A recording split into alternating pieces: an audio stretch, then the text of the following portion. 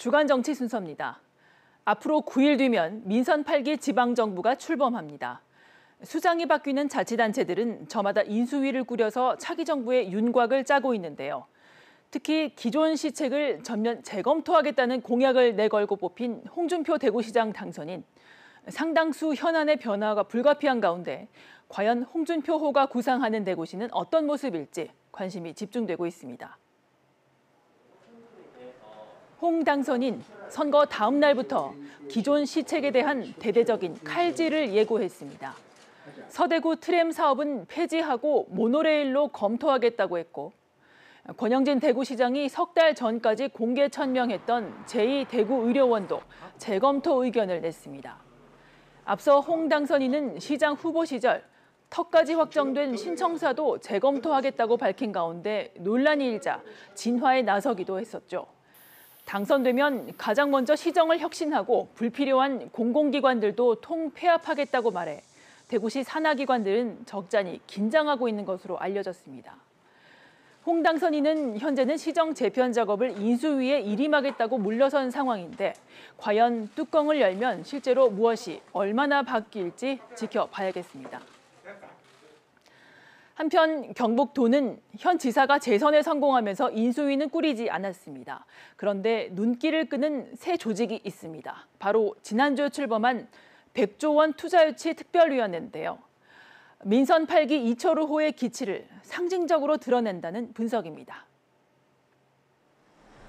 100조 원 투자유치 특위는 삼성, SK 등이 새 정부 5년간 투자하겠다고 밝힌 1,000조 원 중 10%를 가져오겠다는 게 목표입니다.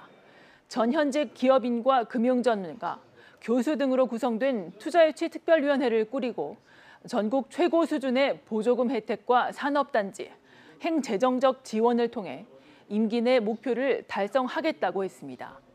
문제는 실현 가능성입니다. 교통, 물류 인프라와 전문 인력 등 투자유치 여건을 구체적으로 어떻게 뒷받침할지에 대한 청사진이 목표에 비해 부족하기 때문인데요. 투자유치 범위를 넓히고 산학연 협력 체계를 구축해야 한다는 조언이 나오는데 과연 임기 내에 목표를 이룰 수 있을까요? 경북도의 사례에서 보듯이 민선 8기 지자체들이 가장 먼저 직면한 과제는 경제 위기를 어떻게 극복하느냐입니다. 물가와 금리, 환율, 국제 공급망까지 어느 것 하나 긍정적 신호가 없는 이 경제 위기는 전 세계적으로도 상당 기간 지속될 거란 전망인데요. 이를 돌파할 지방정부의 전략이 어느 때보다 중요한 상황.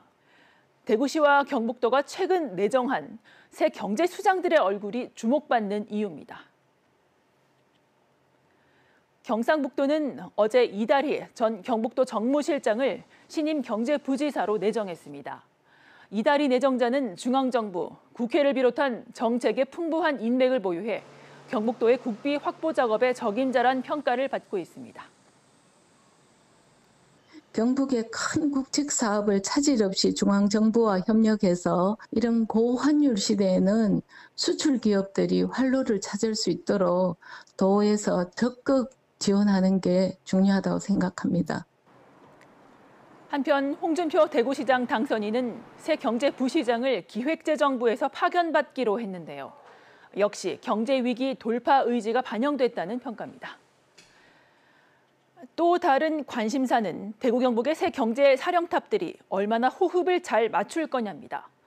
통합신공항, 취수원 다변화 등 대구 경북이 함께 풀어야 할 과제들이 산적해 있는 데다 지역마다 경제 공동체 구축이 경제 위기와 지방 소멸에 대응할 대안으로 떠오르고 있기 때문인데요.